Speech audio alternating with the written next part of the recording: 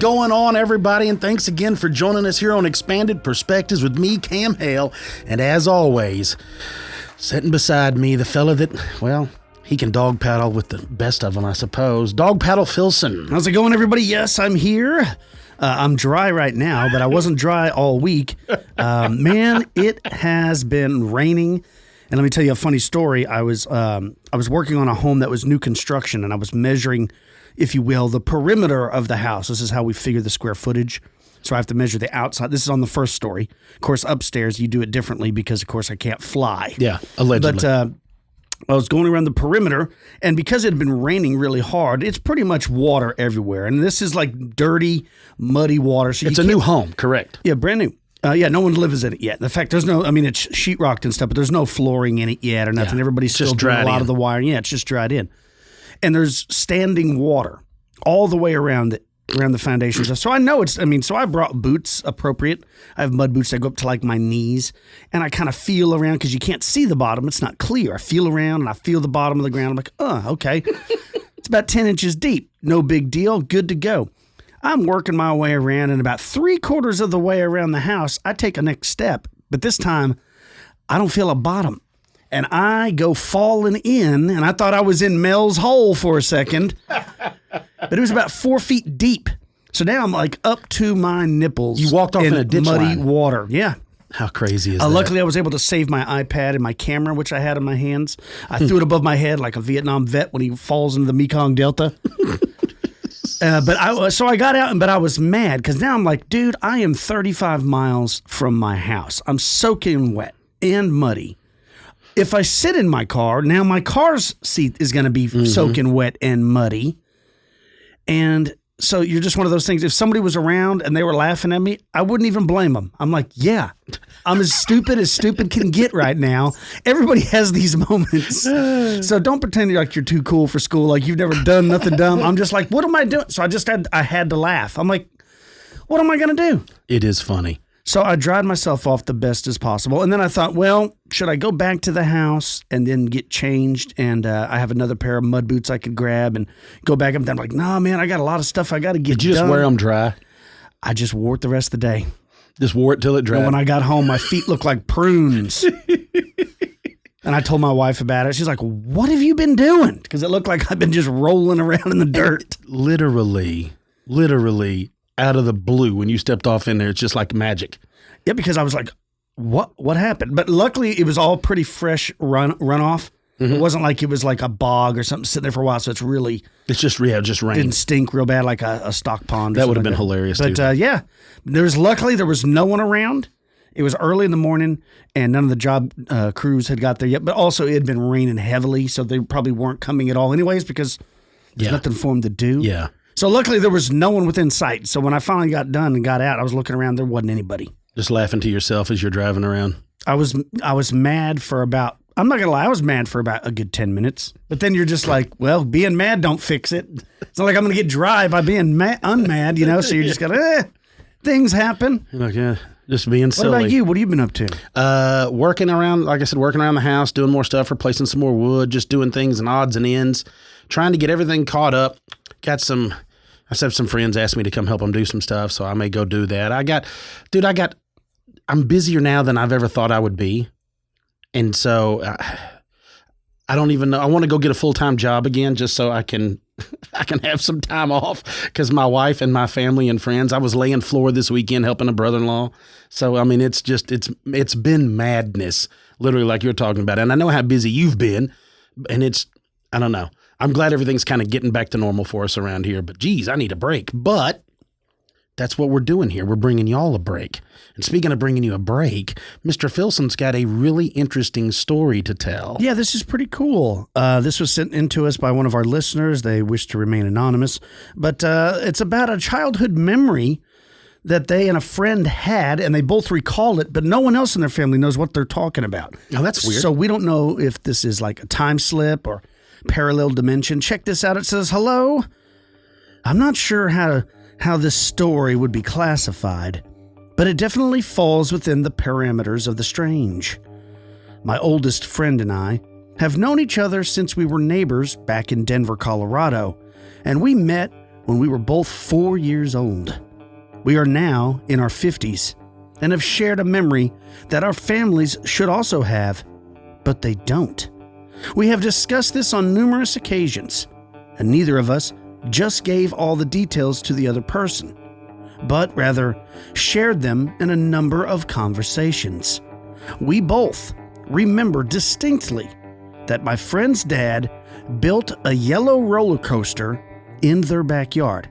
That's right. Yes, a roller coaster. It was small, like for little kids, and yellow, and made almost entirely from wood, with metal fasteners as needed. We both know that it wasn't always in their yard, but built during the summer when we were around 6 or 7 years old, and it was there for a few summers. My friend's dad was a talented woodworker and also built a small treehouse in the yard that remained there for many years. Everyone remembers the treehouse, but no one except my friend and I remembers the roller coaster. We both had siblings who were around all the time, but we didn't really hang out with our siblings, mostly just each other. We both have asked our parents, who also have remained friends, on several occasions, and they and our siblings have no recollection of any roller coaster. Both my friend and I are highly intelligent and have IQs in the mid-130s. Neither of us have ever shared any stories besides this one. That is entirely strange and seems almost like it didn't happen, according to everyone else, that is. We have discussed the possibility that we both live or lived in parallel lives in a parallel reality, like there are other versions of ourselves, and maybe they experienced the yellow roller coaster, and we were somehow given a shared memory from our parallel selves. Who knows what this phenomenon is, but I can swear to anyone who is listening to this, we experienced what we recall. The yellow roller coaster was real. Love you guys. Thanks for all you do. Wow. That's almost like, was it the Mandela effect? I'm not sure, but I know what you're talking about. It's like a ripple in time. It's strange that they both remember it and they can distinctly, but no one else in their family does. They're like, no, man, I don't remember that. And it's such an odd thing. You would remember a yellow roller coaster hand-built by... And the detail, yeah, dude, that's wild.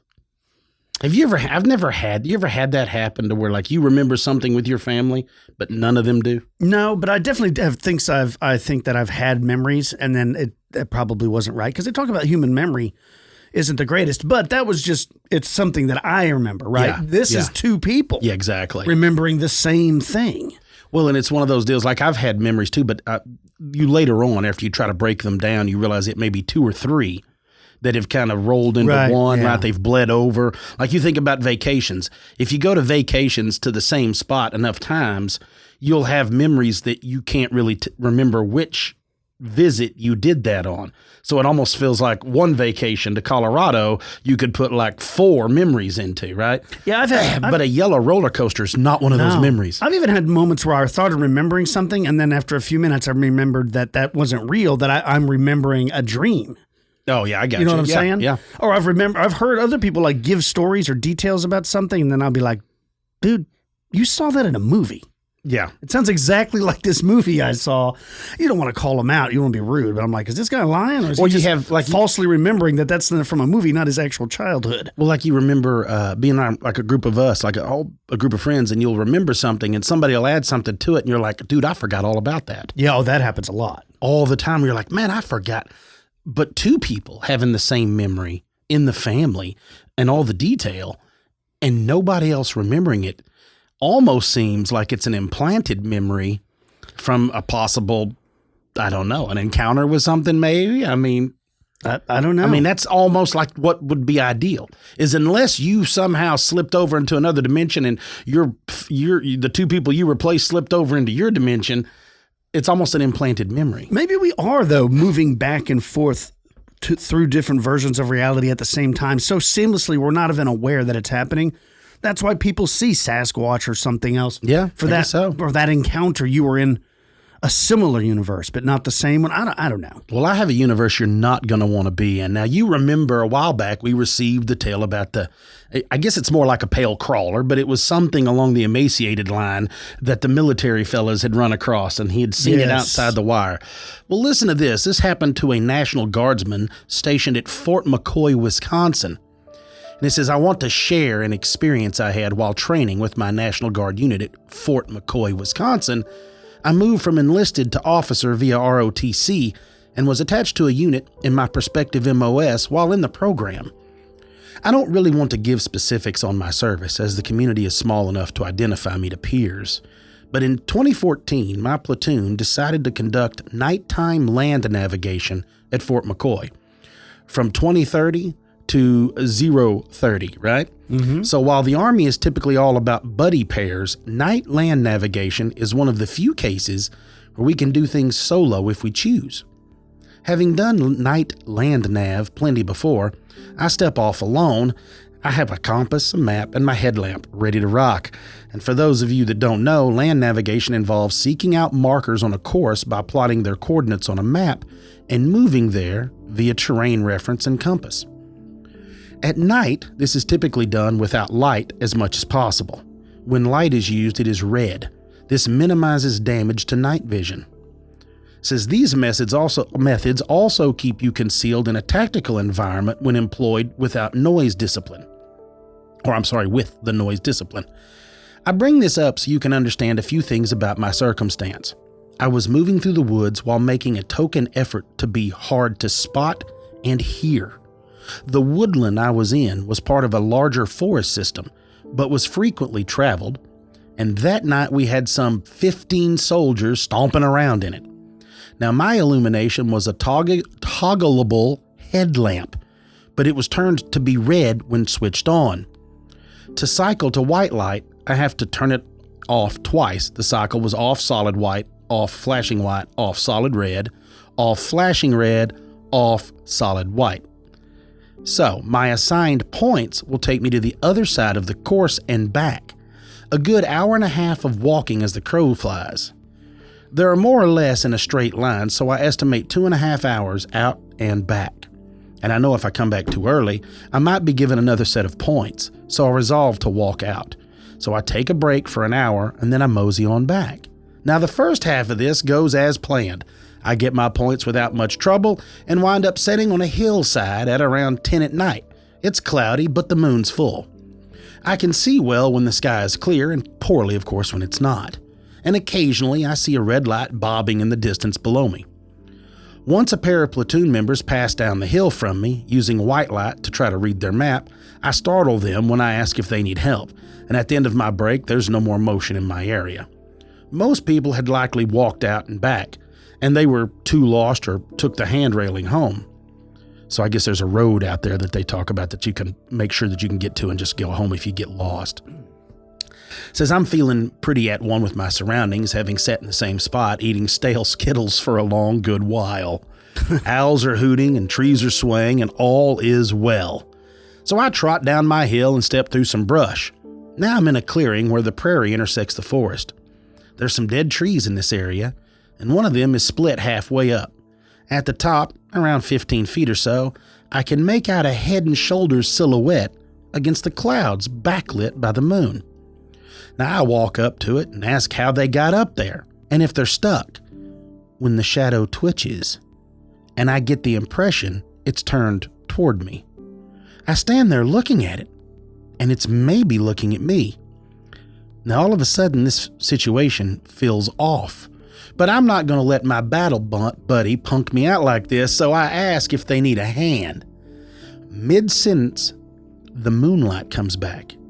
It's clear that this thing on the tall stump, Well, it's not a soldier. This moonlight glimpse is the best look I get at this thing. It looks like a stretched out, bald person. Its long arms are clutching the stump. I can't make out the face, but it looks pinched. By that I mean I could see its eyes, or couldn't see its eyes or mouth, like they were small and in the middle of the head. It's skinny like it hasn't eaten, but it's tall and obviously strong to have made such a vertical climb. It was definitely facing me now. It's probably was maybe the whole time that I was in the clearing, like maybe it was watching me since I came down the hill. I'm thinking that my speech might have startled it, and I was swearing loudly as it rapidly scurries down the trunk. I flick on my red light, and I catch it on all fours moving toward the brush line in the direction I'm heading. Automatically, I keep toggling my headlamp to bring it to white light. That means it goes off, then to flashing red. And in the flash, I see the thing at the wood line, but I think it's flipped around and is backing in, probably to keep eyes on me. And in a few seconds that it takes for me to get to the white light, well, this thing is gone. Now I scan the tree line, which is silent, and when it moved there was a scraping noise, plus the woodland brush is very dense. If it was still running, I would hear it. I reason that it must have stopped and that it must be watching me. I fumble out my knife and I keep looking around the woods in front of me. After ages, I start inching along a perpendicular path to my initial route of travel, an angle that will link me up with the hardball road that runs up and down the side of our course. Once in the road, I can take it back to where my platoon is parked. Now, my major problem is that the road is 10 minutes of walking away from my current position, mostly woodland. That can't be helped, and I have to get out of the clearing first. My progress on that front is painfully slow. I'm fighting my natural urge to freeze in place like a deer in the headlights. After sidestepping a good 10 meters, I hear a corresponding rustling and I think I see movement. It's enough to get me to turn and bolt right into a downed log, which trips me. I scramble up to my feet and I look back to the woodline where this is an audible commotion. I glimpse a leg and an ass moving back into the woods. At this point, well, I'm done with the whole situation, but I don't want to run again. I start power walking to the road, turning to look as much as I can while seeing what this thing is doing. Over the movement of my own kit, I can hear it moving alongside me, parallel. As I near the end of the clearing, I think it might be picking up pace as if to cut me off. I make the decision to sprint, and when I enter the woods, my path is clear, but I think I can hear it in my periphery. I don't stop and run hard until I hit the paved road. I bite it hard a few times along the way, but recover with a frantic speed that I cannot consciously replicate. Once in the road, I run perpendicular to the forest until I don't think I hear it anymore. I'm winded from my breakout run. From the middle of the road, I have good visibility and I decide to walk to catch my breath. And this time it's quiet for a while. Then I hear a branch move around 30 foot in the air from the woods I had just fled. I snap my gaze up and see a pale, ovular face, half in shadow, peeking at me from around a trunk. I take off again.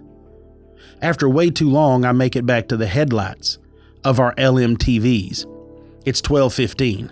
What happened, cadet? You get lost out there? You're covered in mud. Did you fall down? Why are you so out of breath? Well, I got lost on my way back. I knew better than to claim I saw a monster. Already my reaction had left me feeling foolish. In the years since drilling at FMC, I have never experienced anything like that again. McCoy does not have a history of disappearances, and as far as I know, neither do the two closest towns of Sparta or Toma. I've done Nightland Nav alone a few times since without any issue.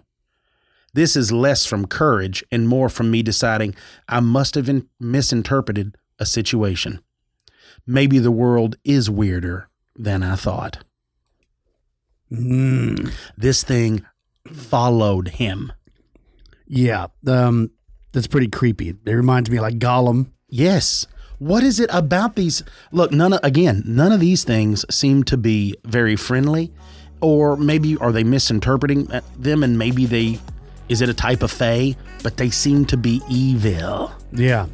I'm not down with that. No, I'm not down with that either. And there's something that I don't think anybody's down with, but we're going to be discussing, and that's centaur sightings, folks. We're going to be discussing the actual sightings that have taken place, some in North America, of centaur beings. You're listening to Expanded Perspectives.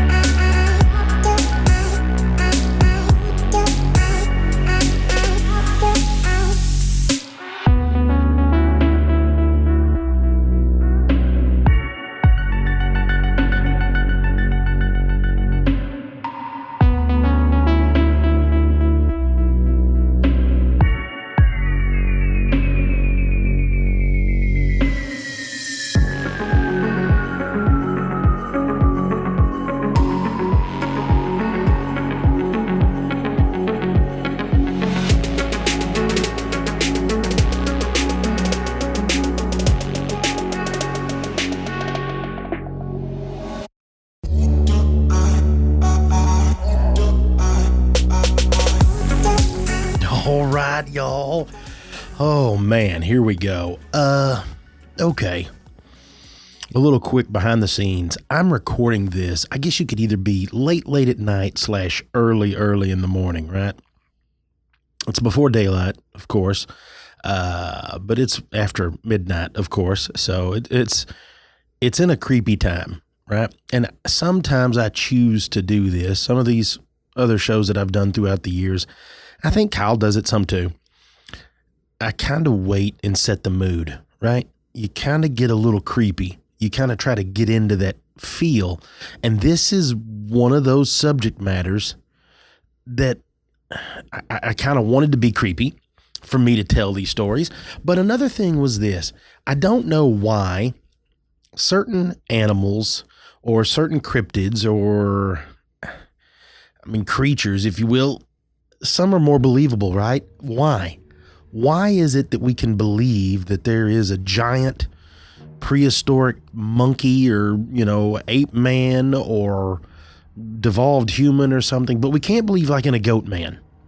You can't believe that that's real. Can't believe in a dog man. Now you sound crazy. But we've kind of normalized Bigfoot, right? Like that's kind of what we've come down to.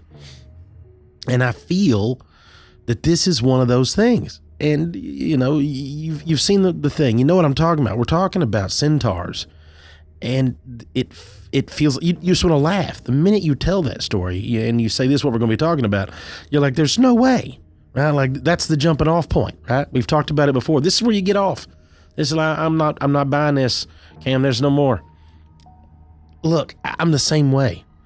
But I don't know how to... I guess you can't. You can't minimize someone's story, right? You can't minimize their experience. You can't brush it off because you didn't have it. It's hard, and it's hard not to. It's really hard to be like, whatever they saw, they were wrong. And you can't. You can't do that with any walk of life, with any individual. And I say all that because these stories are terrifying, but they also don't make sense. It doesn't make sense. So when I bring up the word chimera, lots of things pop into your mind, right? There's genetic chimera, and of course there's the chimera in mythology. When you talk about genetics, it almost kind of goes hand in hand, if you will, with the mythology. But to break it down, it's a single organism composed of cells with more than one distinct genotype. To give you a breakdown idea of that, back in the 50s, in a British medical journal, they had actually done this, like mid-50s, had done a study on a woman who had two different types of blood, two different blood types. And apparently they broke down the fact that this resulted in her twin brother's cells were living in her body. And you go back to 1996, which to me doesn't sound like that long ago, but to some, it was a while back, right? But in 96, they even did that, and they found that this blood group type of chimerism isn't as rare as you would think. And, now is what we know about DNA, we know these things. We know so much more about that. What we don't know so much more about is the mythology side of chimera. So if you look up the idea of in Greek mythology, what it would be is most of the time it's a lion. Like you'll see them painted, right? Lions were used throughout these times, but lions, right? And in the middle of its body looks like a goat head sticking up out of its back. And then lots of times the snake on it, because there has to be a snake, right? It's the tail. There is some sort of reptilian tail, or or some, who knows what they've done with this. And what's funny is lots of times in some of the older paintings I've seen, it looks like a regular lion's tail, but they put a snake head on the end of it, which is insane too, correct? So you take these ideas, and that's the ideas that we're all pretty much stuck with when you think of Greek mythology. You think of these outlandish things, and when you think of centaurs, I think of these outlandish things. And then I found some stuff and started digging more into it, really, and looking at it. And I had been approached and messaged by several listeners who had talked about this, and one of them has even talked about having a story, and I hope she'll send it in. But so you start digging, like anything else, right? We start digging, and you start looking into crazy, like, niches of how long ago they were written. And when I say that, I'm talking about like back in what seems to be like 34, 35 AD. Right? Yeah. So there was I say a Greek writer. There was a writer that was born in southwest Turkey, lived to around, they say, 137 AD, named Phlegon. And Phlegon of Trellis. And Phlegon was a person that loved to document stories, but not just stories, those that kind of revolve around what we like to cover, strange and unusual. And of course, put them down as fact. This is what happened. This is what everyone was talking about. This is what everyone was experiencing. So in part of these writings, this is, like I said, back in 34 to 35 AD, there is something written that Phlegon wrote, and I'm going to read it to you. It says, a centaur was discovered near Sani in the city of Arabia, on a high mountain that is full of deadly poisons. The drug has the same name as the city, and as a killing substance, it is fast-working and effective. The centaur was taken alive by the king, who sent it to Egypt with other gifts for the Emperor Claudius. It ate meat, but it did not like the change of air and died. And so the prefect of Egypt had it embalmed and then sent on to Rome. At first it was shown in the palace. Its face was more savage than a human's face. Its arms and its fingers were hairy, and its ribs were joined to its front legs and its stomach. It had strong hooves of a horse, and its mane was tawny. However, because of the embalming process, its mane and its skin had become dark. In terms of its size, it was not as usually shown, but it was not much smaller either. It is said that there were other centaurs in the aforementioned city of Sani. As to the one sent to Rome, the skeptic can go and examine it for himself, for, as noted above, it has been embalmed and it is kept in the emperor's storehouse.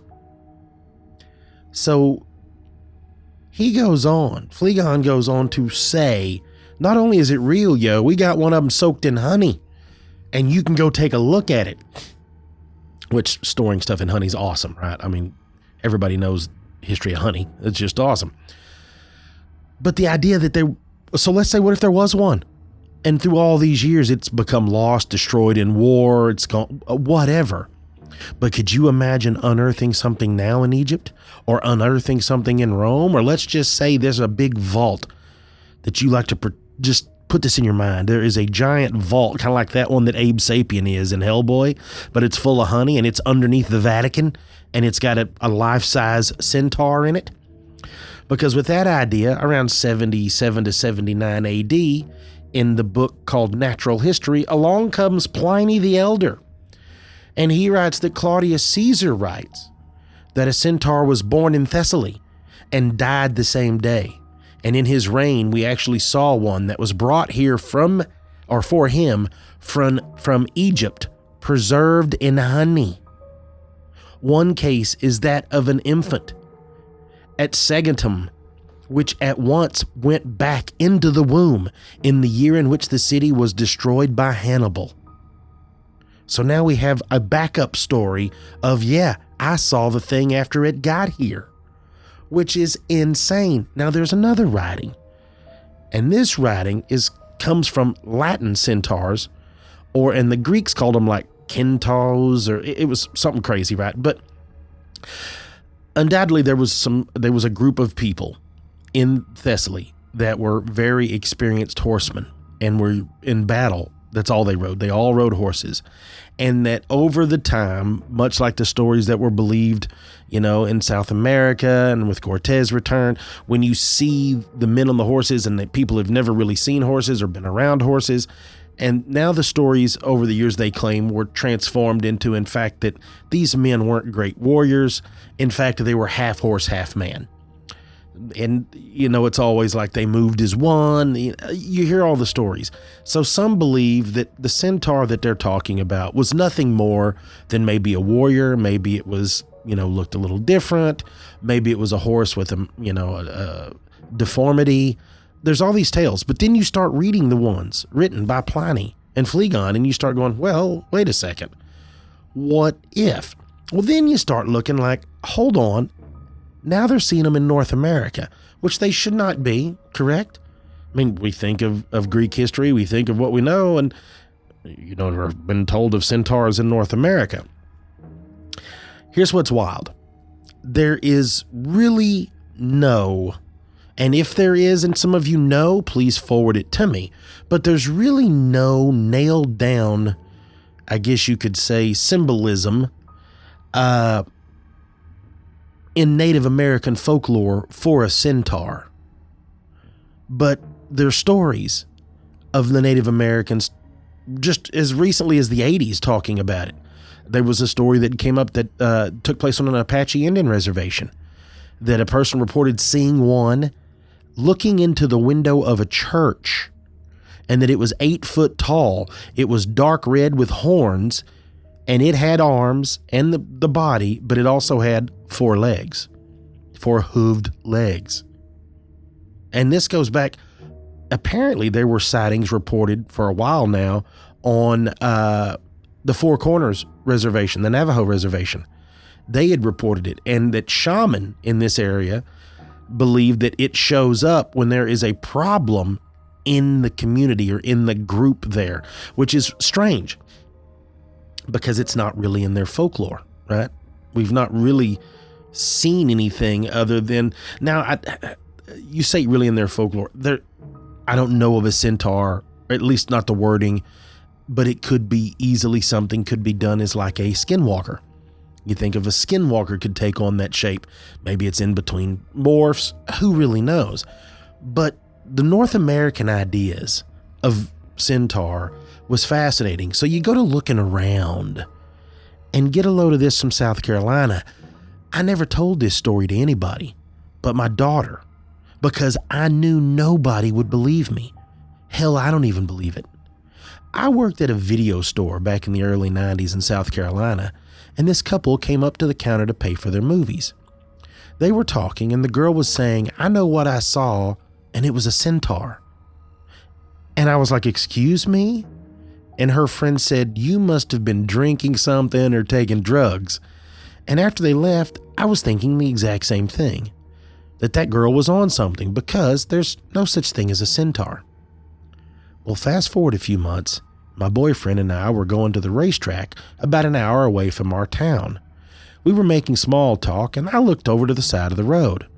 Now, the road we were on is known for deer, and I was, of course, looking out for deer. Well, as I continued to look, I saw a man on a horse. But as we got closer, well, it wasn't a man on a horse. It was a man as part of the horse. I turned to my boyfriend and I asked him, did you see that? He didn't, and I was not going to tell him what I saw because, well, he didn't believe in that sort of thing at all. And so I just wondered at this moment, and have ever since, that if the girl I saw in the video store was right, and that maybe she had seen the exact same one. which is wild because the idea of the random small talk, right? You just catch something, you're like, what's going on? First of all, your friend's giving you a hard time. You've told them what you've seen. We all know how that goes. And you overhear the conversation only to have the same experience. We're either in the Matrix or that is a very, very odd thing. And as far as Native Americans go, I found some more from another Apache reservation. Goes on from a person named Major. Major says that when my father's friend was younger, he was a deputy for the Apache Reservation Police. Now, this all happened in the early 1980s, and one night, while he was on patrol in his squad car all by himself on the reservation, he was driving along this deserted highway that passed right through town. And when he reached the church, he saw something moving back and forth along the church. Already, folks, again, peering into the windows. Now, he stopped the car on the highway, and then he just watched for a little while. Said it was too dark to make out at first, and then this dark shape took notice of him and began moving out of the shadows and around into the front of the church. Now, I forget exactly whether he then moved the police car into the parking lot to intercept this man, or if he stopped the car shortly after making the move.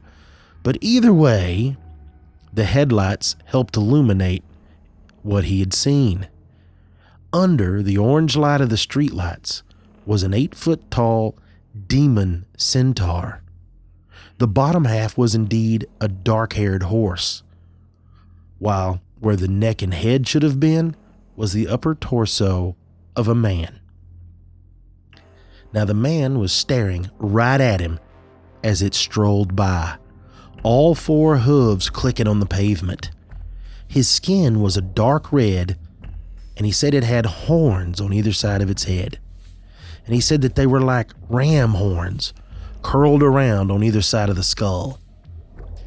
Now, this officer was terrified, and while the thought of shooting the beast crossed his mind, he reasoned against it. He didn't want to provoke it and have, of course, it attack him.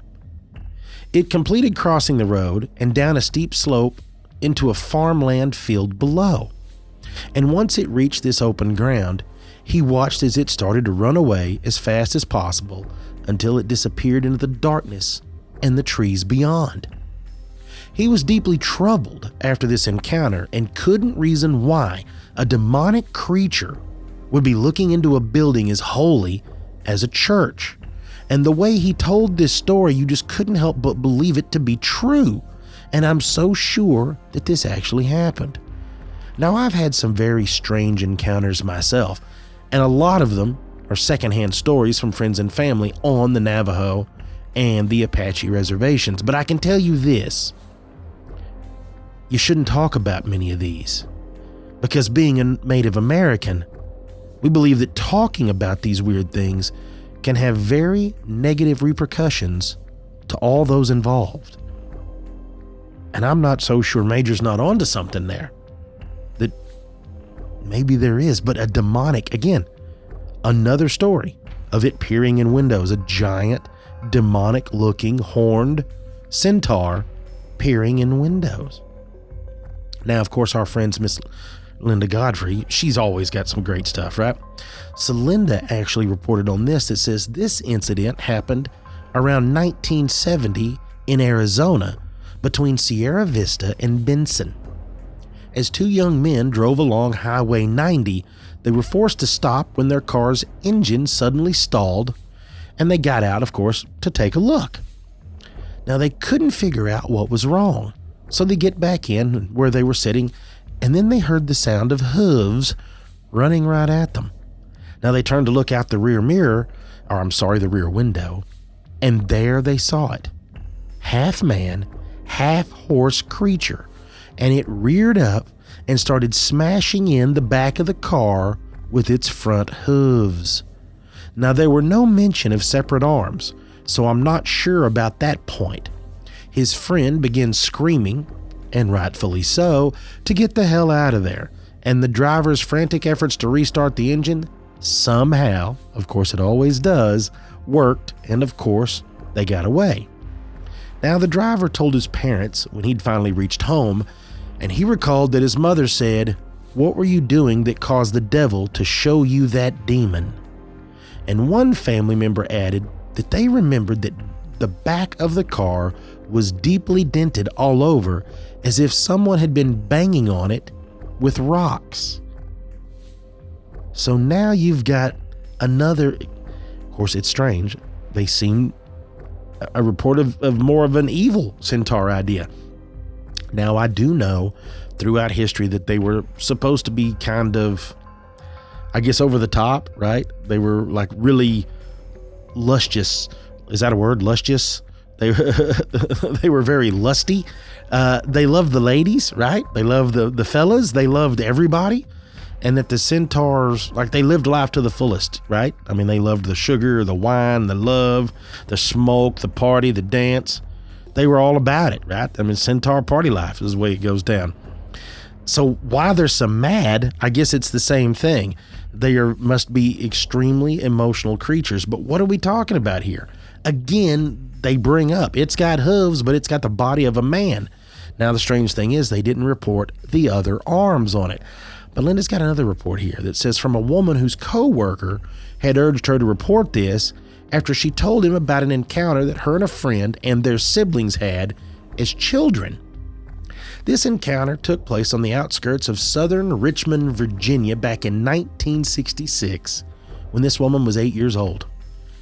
And now, of course, she's a former IRS employee. And this is what they say. It says, I remember the sighting vividly. She and her friend, along with a few younger siblings, snuck out one evening to play in a nearby 4-acre park and rec area. It's on a summer night right at sunset, right? She goes on to say that there was a creek that ran through this area, and the group of them and it just followed this little path from their apartment buildings through a tree line, and then it dumped out into the play area. Just like kids will do, correct? Well, the children had been there a short time when they heard a familiar sound that the woman described as being between a movie-style ghost-like moan and the whinny of a horse. Well, they'd often heard the same thing from inside their apartment. Now, the lady's parents had always tried to blame it on a nearby trucking company, but the trucks were most active in the daytime, she said, and the weird moan was only heard at dusk and at night. Well, she looked around and she saw a tall, dark figure watching her from about a block away. She said it looked human from the top of its head to the bottom of its torso, but the rest of it resembled the bottom part of a horse. Horse's legs, hooves, tail, butt, everything. The whole thing. It was too dark to see its face, but there were no ears, and the head area looked, well, much more hairy and shaggy than the smoothly furred remainder horse body. But she says that she knew at once that no human could imitate the thin legs with hooves. This was not someone dressed in a costume, she says. This thing was real. It was a creature, and it was alive. And as soon as the beast noticed that she was watching it, it began to run toward her. The human-like arm or limbs being held in a bent position with elbows slightly to the side.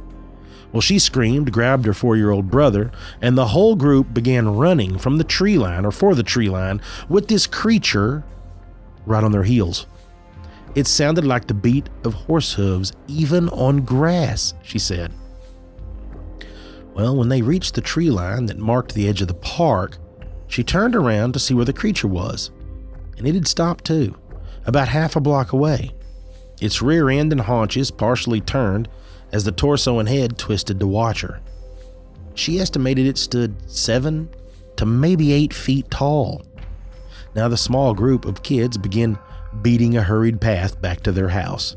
Now their parents naturally didn't believe them, but she says her friend and brother still talk about it with her to this day. She added that she was not one to believe in ghosts and had never had any other weird or paranormal incidences. Now, that is disturbing as hell for the fact, imagine how hard you would run. Ooh, being chased by a centaur? Good Lord. So when we've got one that took place in Michigan in the, nighttime, 2006 February, between Battle Creek and Bellevue.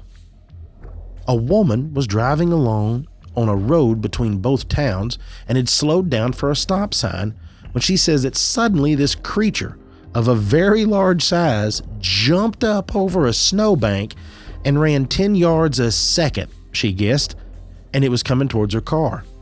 She goes on to describe it as enormous, and its body as white as the snow around it. It had a tiny little legs, and like goat legs, but small. She had the impression that parts of it were like a man and other parts of it were like an animal. And according to her, it either grabbed or reached to grab the door handle, but the car was locked, thankfully. Now, she said its fingers were long. She said incredibly long, and so were the nails. And it was incredibly fast, but she never reported seeing a face. Now, she did mention that another car of people had also seen it, and that they had stopped and was looking at it at one point. So, how would you fake that? How would you fake some kind of animal body?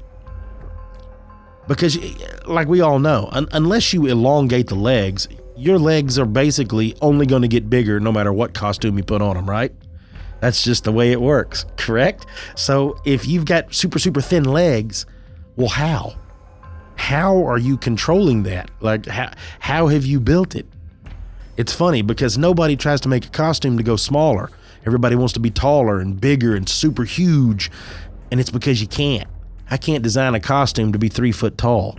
You're just not going to pack it in there, right? Although that's what I look like when I wear like a medium shirt, is like 10 pounds of mud in a 5-pound bag. Yeah. So when you look at the legs on this thing, as she's talking about, you're like, it's baby goat legs. So it's like instead of a centaur, what would it be? A foal? I mean, you had like a baby centaur. So leave it up, of course, now to Florida. Florida, man, leave it all of this stuff. This took place in Melbourne, Florida. It says 3 friends and I saw an apparition, possibly of a demon. Right? Possibly of a demon. Now listen to this. This is kind of this may go back into the church ideas with the church demon. It says, myself, another boy, and his 2 sisters were riding our bikes together down a sidewalk that ran along the outskirts of our neighborhood. The end of that sidewalk is at the beachside highway in Melbourne, Florida.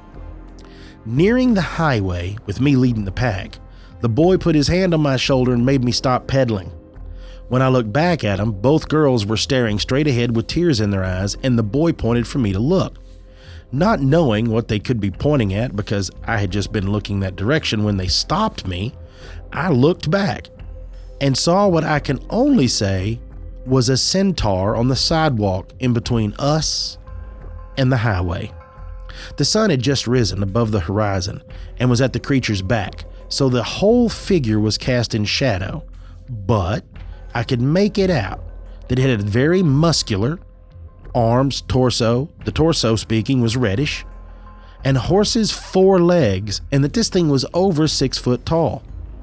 Now next to it was a thicket of palmetto and palm trees from which a person could have jumped out in a clever costume, although the quickness of appearance and the incredible detail of the creature would make me doubt that was possible. Needless to say, my first move was to turn around and jet, and the others had already done so. Before we pedaled around the corner, I looked, and it was still standing there, and I was very relieved that it was not chasing us.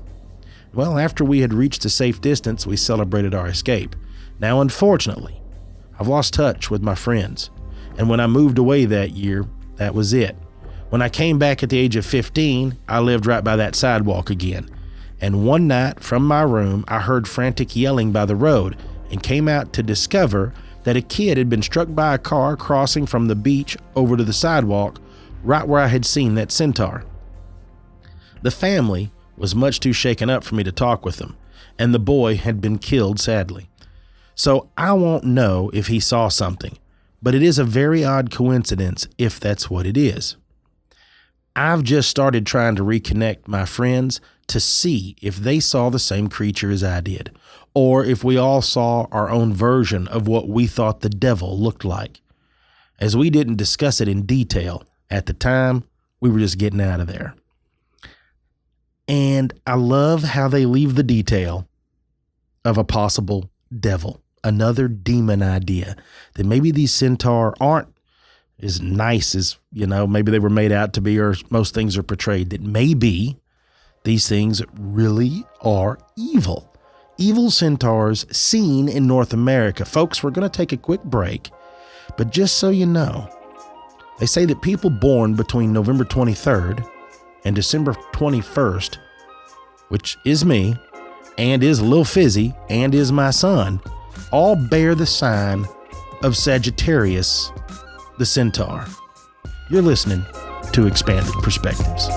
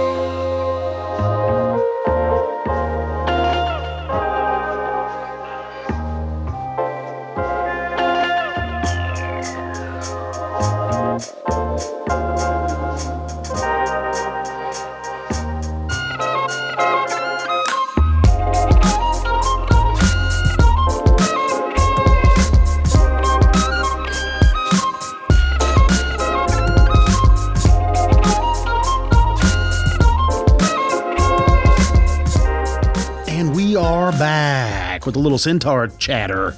Yeah. Can you believe that there's so... Look, like I discussed, I'm shocked that these things there's real sightings of them. I know, right? So this is again the story of centaurs. Were they once an actual race that roamed around on the planet just like giants and things? And that's why it made its way into folklore and legends and myths? Or is it the idea of reading these mythology and things like this, these legends, that, like, once again, it's like thought form projection? So many people on planet Earth know what a centaur is, and by thinking about it, it's actually manifested itself. Well, it seems like that's what's happened with everything that keeps coming forward. If you can think of something strange like that, odds are there's been sightings of it. Now, whether or not these sightings are all 100% legit, there's no way of knowing, right? But there's, like we've said before, there's no way of knowing if any sighting is 100% legit unless you yourself had it. There's no way of knowing if it's going to rain next week. No. I mean, like, you don't know. And also, there's theories are so crazy. Like, I've heard theories from its extraterrestrial experimentation, like they're trying to make a half man, half horse, and they did a lot of this stuff back in the day.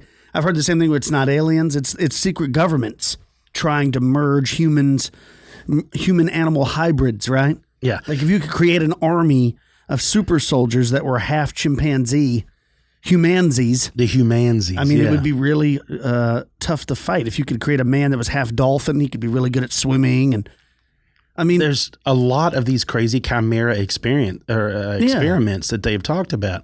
But just the idea of a centaur, like, why would you create that? There's so many other things. Like, if you're going to create a half man, half something, the man's the weakest point.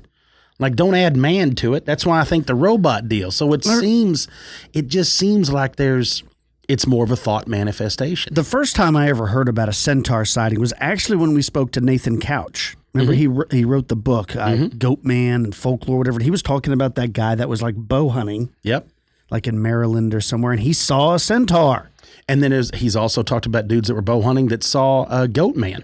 Yeah, similar thing. I mean, you're talking about, you see all these things, you're like, this is madness. But where would that hide? But let's be honest, exactly. How would you track a centaur? It looks like horse tracks. Right? Yeah, good point. I guess it would be, is he unshod? I mean, I don't know. Do you have to get a horseshoe, or got to get a farrier come out, take care of your centaur? For some reason, that's like trimming your toenails. I feel like they're really good at archery and also like playing flutes. Does that make sense? Zanfir, master of the pan flute. That's what I think of when I think of a centaur. I'm thinking of, man, I bet that thing's really good with a bow. And then I'm like, man, I bet it could play a wicked song with a flute. Right? They have beautiful hair. Yeah. I mean, I don't know. It's just crazy to know that there's a lot of those sightings out there. And I've got some more stuff I'm going to be discussing, some more haunted campgrounds from around the world and from a few different spots. So yeah, I've got some other things coming up on Elite that's going to be rather disturbing as well. That sounds like fun. Don't forget, folks, if you're only listening to Expanded Perspectives and you'd like to hear more, we do offer Elite. You have to go to the website, expandedperspectives.com, click on the Elite tab, or you can just go to expandedperspectives.com/elite/. Signing up, it's easy, $5 a month. You get our entire back catalog as well as new extra content every month. Also, by doing that, you're actually helping the show, where it helps us create more content. We constantly need to scour the interwebs trying to find things, and sometimes you have to, purchase books and things like that. Yep. That's the only way we get the information so that we're able to relay it to you, and it just helps us out. Also, if you really want to help out the show, please go and rate us and write us a review on iTunes or any of the podcatchers you listen to. That does help us. Yep. Go over to YouTube, subscribe to the YouTube channel over there. We got some new unusual encounters coming out. We do. I've got a very, very interesting one dealing with a black-eyed kid that's going to be coming out next. Yeah. That is cool. I know that when you did the Pale Crawlers, as well as the Wolves Among Us we did with about more upright standing canines, I got a bunch of new emails from sightings that people have had. So if you want to share your story, go to expandedperspectives@yahoo.com. And you can call the show, 888-393-2783. If you've got a Centaur sighting, shoot it this way. Absolutely.